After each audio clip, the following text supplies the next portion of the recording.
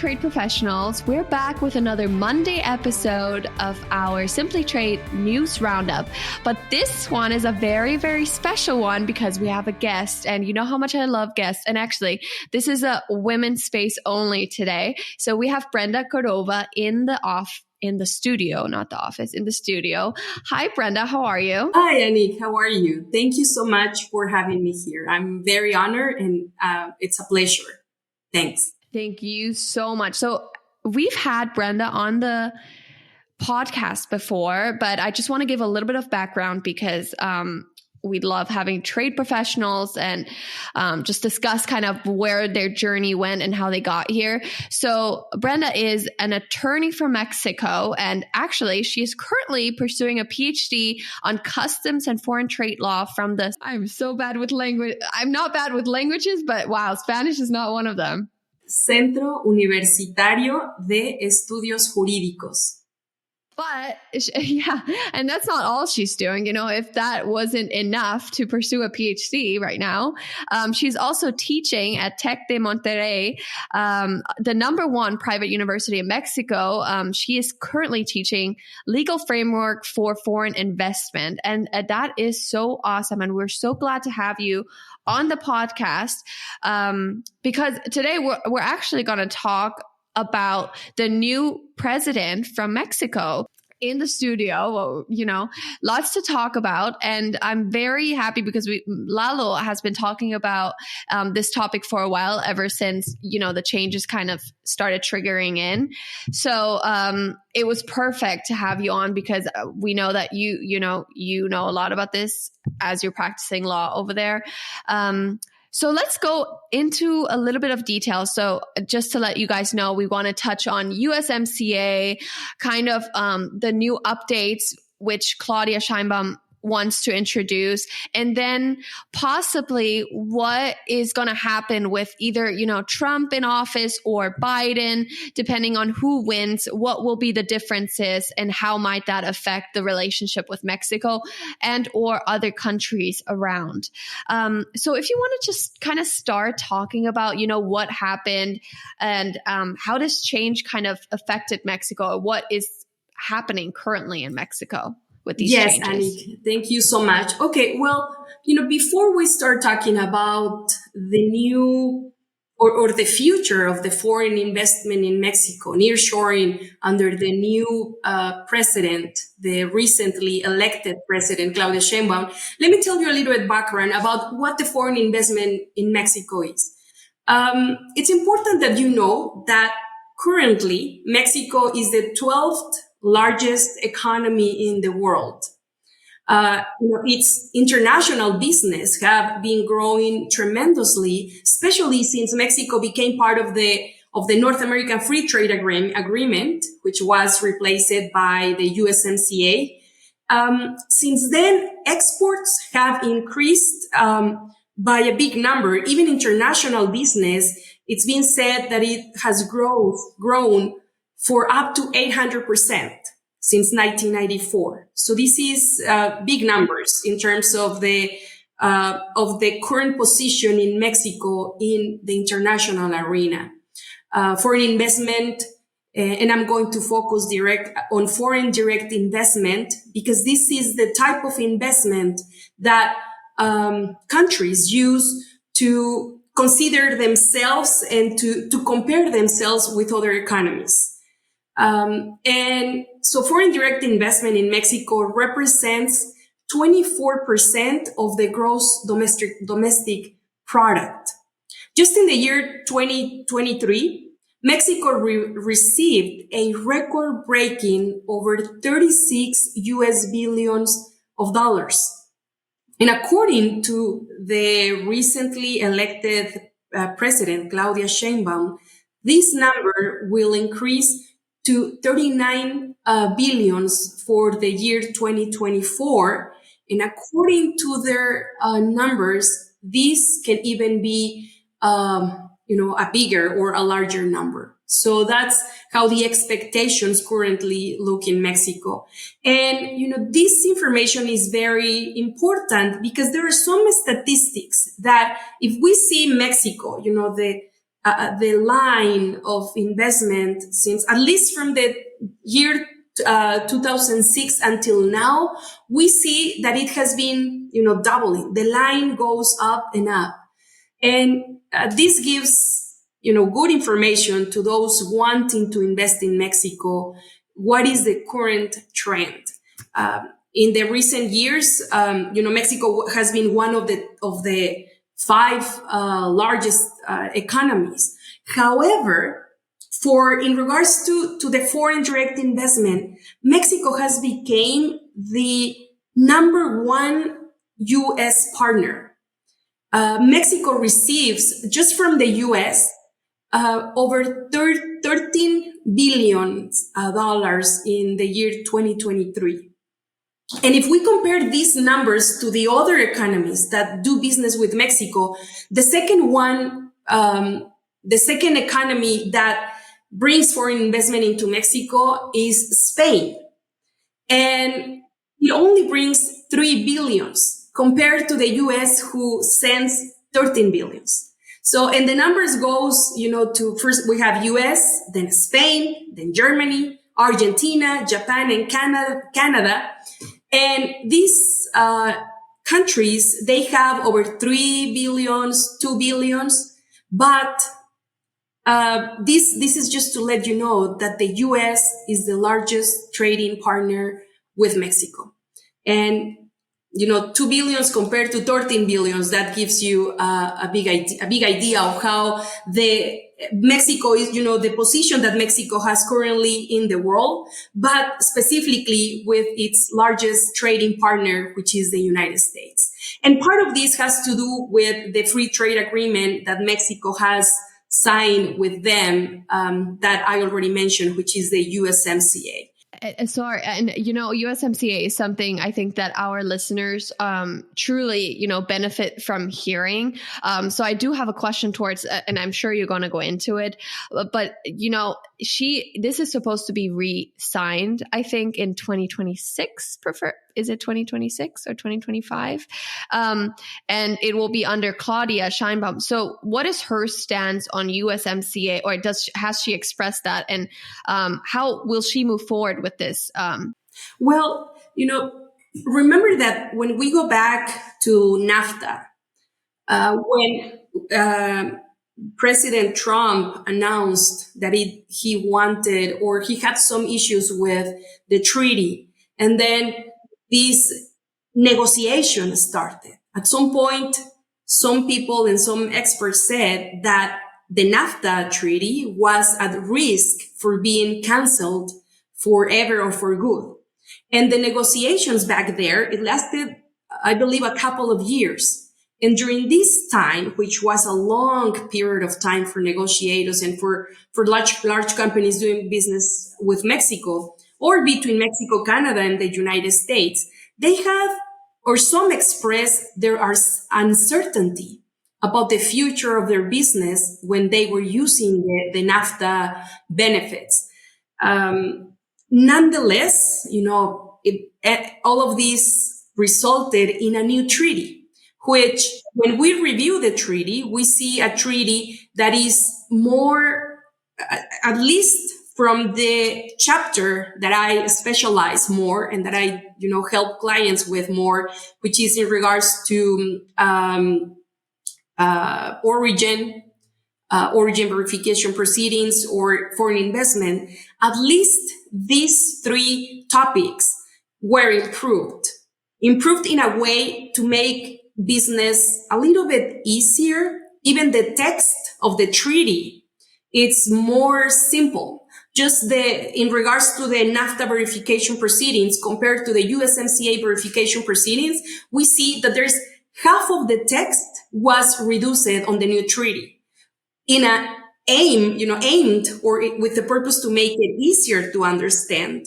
So I think instead of, as it was said, that NAFTA was going to disappear, instead of that, we got a new treaty, which was more, I would say, written in a way, even with more experience. I think the negotiators or whoever revised or drafted the new treaty had more experience on this treaty and on even, preparing the new legal provisions. So now that we see that Mexico has a new president, which will start office on October 1st, some people have expressed their concerns about the, having a new president or some ideas or policies that will affect the treaty. I think my opinion, and according to what she has stated in regards to the USMCA, gives an idea that she is interested in continuing attracting foreign direct investment. And she has expressed that she will not renegotiate the USMCA treaty. Instead, she will propose a review of the treaty. Review. And exactly, and I have a question to that. So, well, this might be opinionated or just really, are there some trade issues right now that should be addressed under this review that you think, this is a certain issue that we should probably look into so we can include it in the treaty, or, we take it out? What is there a few issues at this point that she should look at? Well, I think it depends on the industry for anyone. I know that the automotive industry has expressed some concern because the rules of origin for them are more complex in order for them to reach or meet the rules of origin for their products. The chemical industry was one of those as well. Now, USMCA has one article of the law, which is Article 2.5. Article 2.5, the way that I can explain, imposes restrictions on companies with production plants in Mexico that use non-originating components in their production process of goods that are there after production are consumed in the USMCA region, either Mexico, Canada, or the United States. Those non-originating components, even though they, after production in Mexico, even if they meet a rule of origin under the USMCA, that as a general rule would provide a preferential treatment, the Article 2.5 restricts the benefit. So those companies having non-originating components need to review, the rule of origin in more detail. And some of them, if they don't receive the benefit for paying a reduced import duty, then USMCA, instead of helping them, can affect their benefits for preferential treatment. And Claudia Sheinbaum has expressed that under the USMCA, in regards to this topic, she wants to promote that producers receive or procure their raw materials in the region and in Mexico. So for those having the non-originating materials from Asia, from South America, or any other countries outside the USMCA, I think the recommendation for them is to start looking suppliers locally or in the USMCA region. And this is something that Claudia has mentioned. Now, something that I see from, the clients that we help is that this is not going to be an easy task for them. Finding local suppliers that reach their quality, their prices, or even the time that they need their products. This is not easy. So there should be maybe like a transition that gives some flexibility to these producers that cannot find suppliers locally.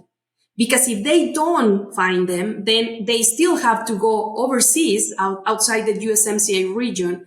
And then, it's costly for them to go overseas, then bring them to Mexico, and still after having them locally, taking advantage of the nearshoring or the USMCA, they still are affected because of this 2.5 article under the USMCA. So that's one thing that I think is going to give some headache for companies that come to Mexico taking advantage of the nearshoring, and still they find that even though after production their goods do not meet or do not qualify for a full or 100% preferential treatment and preferential treatment for this purpose. So I think it's, after talking about this, I think it's important just to make sure that people understand what nearshoring is, because nearshoring is something that has been influencing the foreign direct investment in Mexico. Nearshoring is the relocalization of production, manufacturing in countries which are closer to their markets. In this case, Mexico is close to the United States and Canada, which are its biggest trading partners. So after the geopolitical tensions globally, COVID, and then problems in transportation overseas has became a problem for companies. And now the idea is that to prevent that from happening, that they should look to Mexico as a strategic place or a strategic country to establish their production facilities. So that's why now nearshoring in Mexico, it's very popular. And we see, and I've had new clients coming to our firm asking for help in order to, take advantage of nearshoring. But I think the nearshoring, considering these benefits of having their facilities, their manufacturing facilities closer to the United States, it's important that they understand that there are some restrictions and that there are some things that they have to look out before, just coming to Mexico because, it's closer, it's easy, there's a USMCA treaty or other treaties. Because they should also look for some risks or even ways to minimize those risks. One of the programs that Mexico has to offer to foreign investors is the IMEX. The IMEX is an acronym in Spanish, is the Industria Manufacturera, Maquiladora y de Servicios de Exportación. Translated, it could be like manufacturing, maquiladora, and export services industry.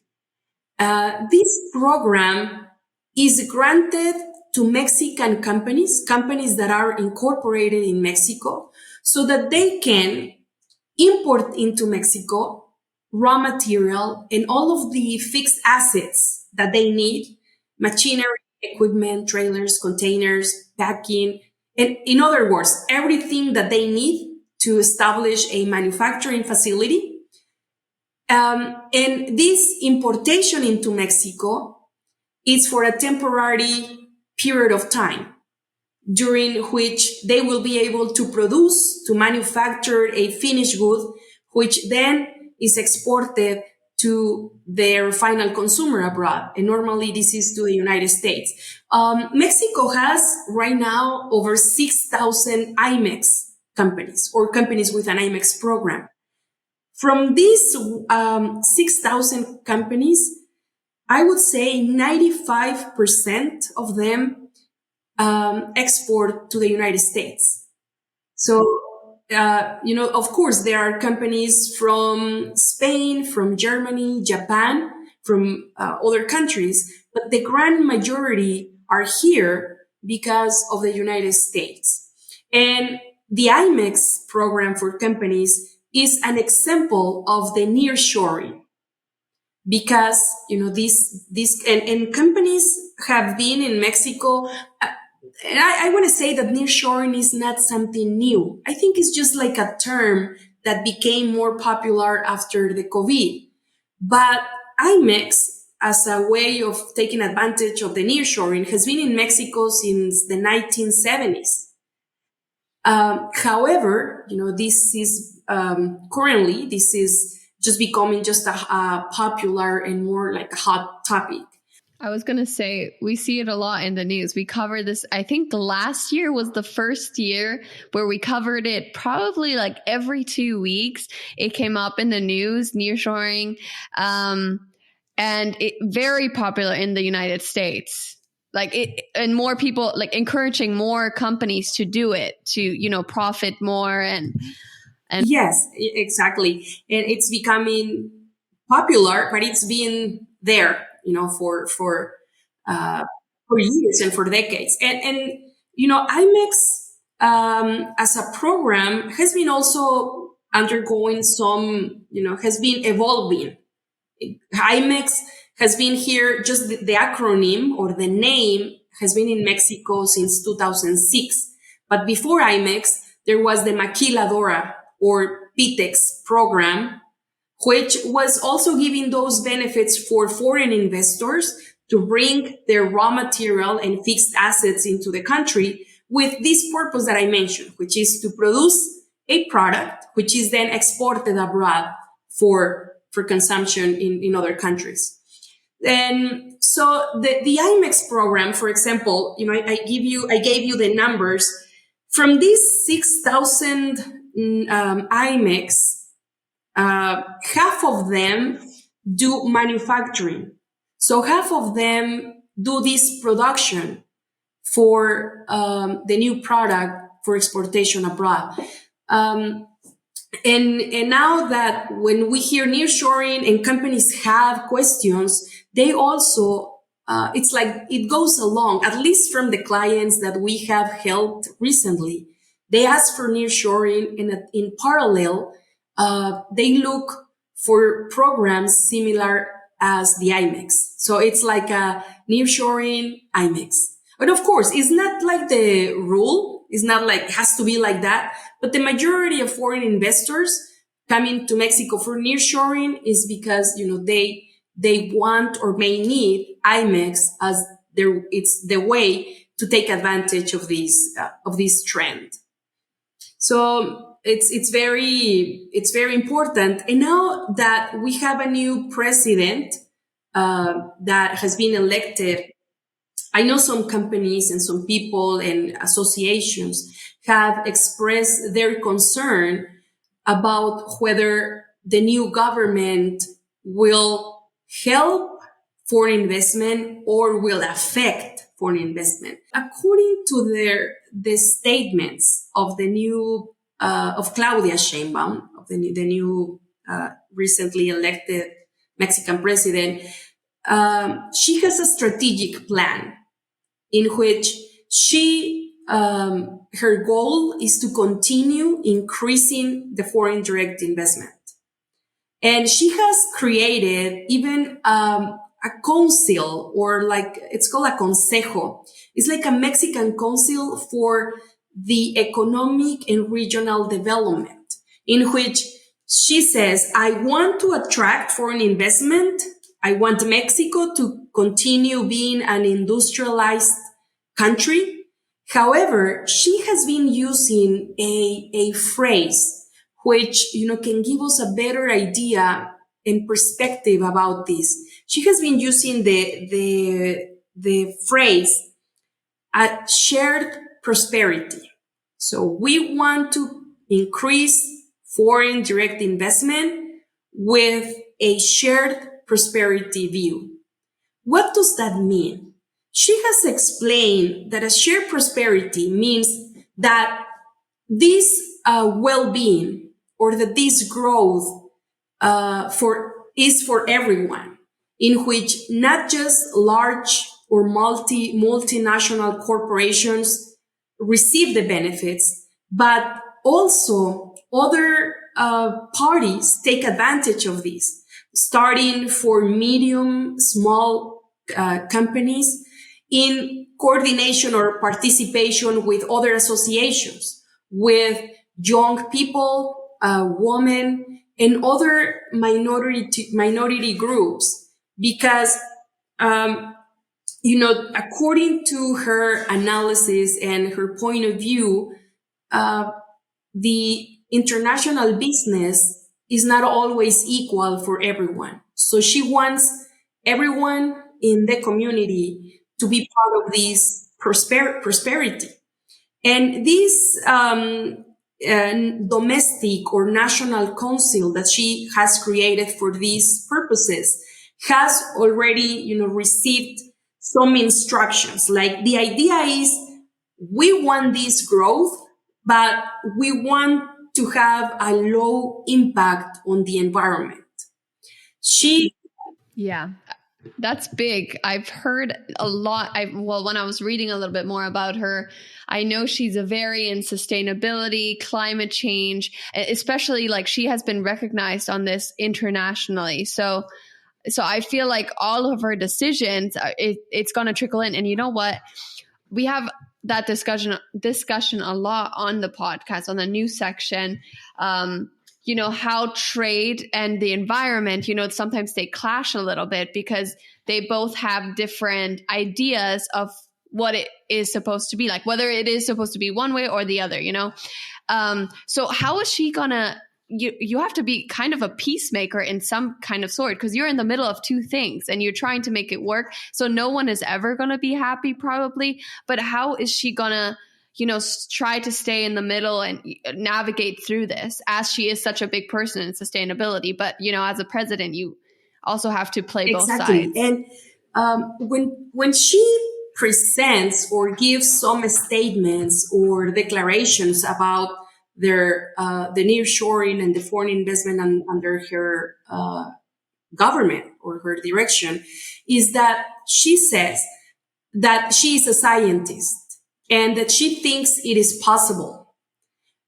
She presents or introduces herself as an engineer with a master's in energy and some PhD doctoral preparation in Berkeley in the United States.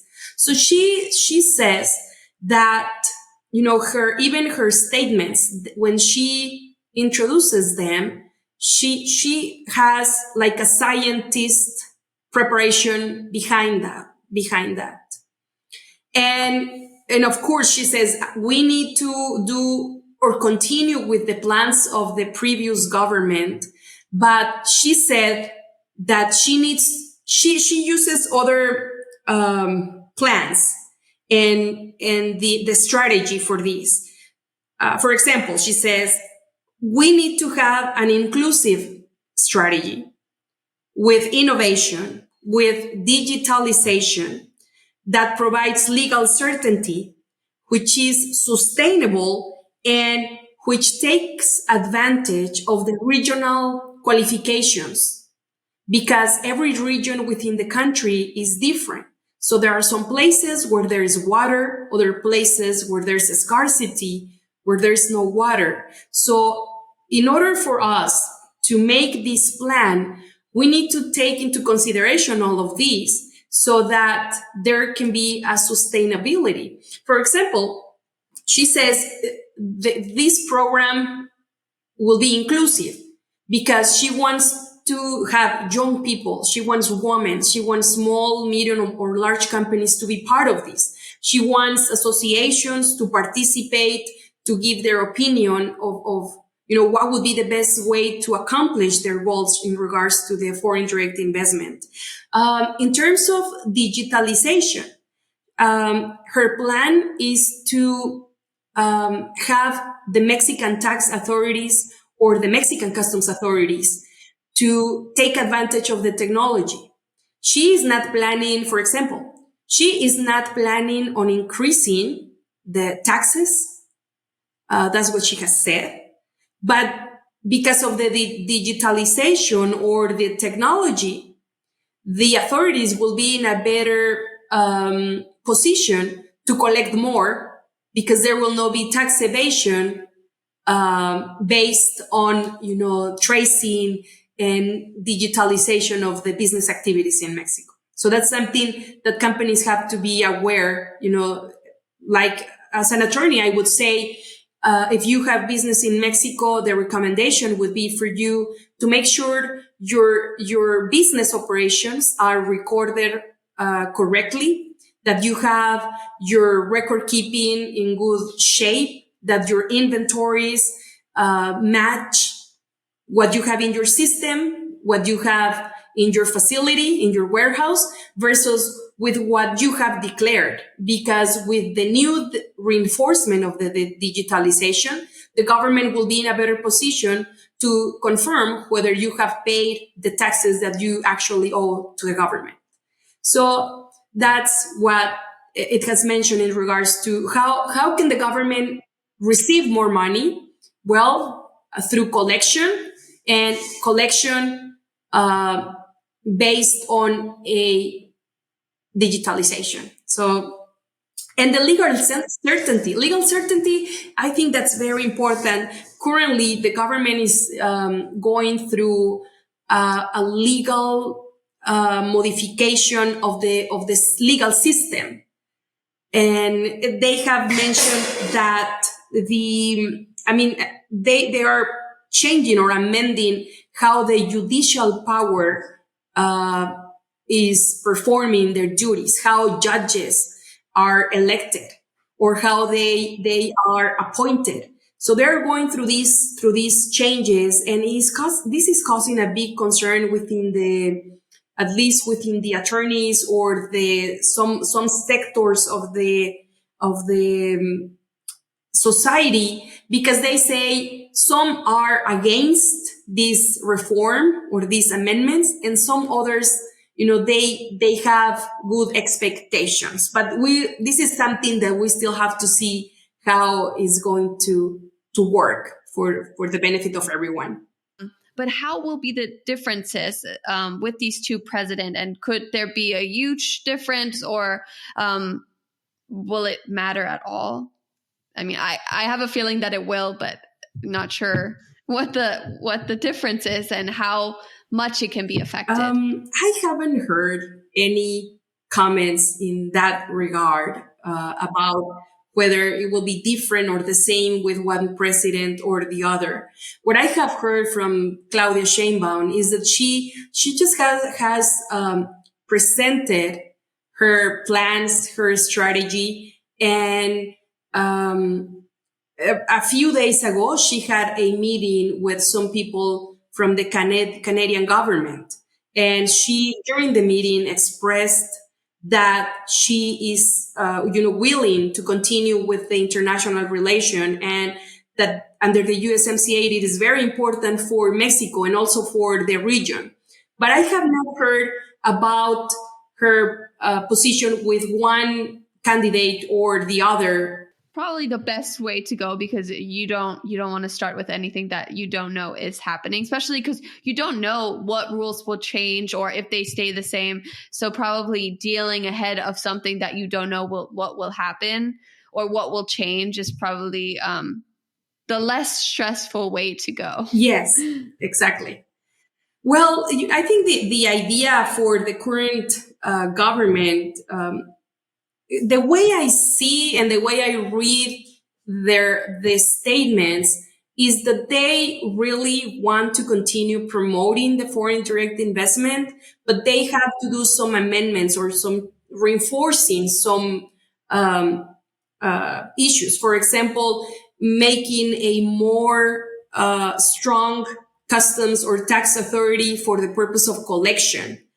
Or trying to make these amendments to the judicial power in Mexico to provide more legal certainty, although other people say that that's going to be the opposite and that's going to affect. That's something I don't know. But as an attorney, I can tell you that, for years and for decades, Mexico has been noted or pointed as a country with corruption. I can say that. Not just here locally, but internationally. That's how some people view Mexico. So in order to change that, a big change has to take place. Whether it will be Claudia or any other, president, I don't know, but according to what she says, that I think that can be or can bring good expectations. But I would leave it to to each person. Each one can have their own criteria. But for now, is what we have. It's the president that we have, and she has been elected.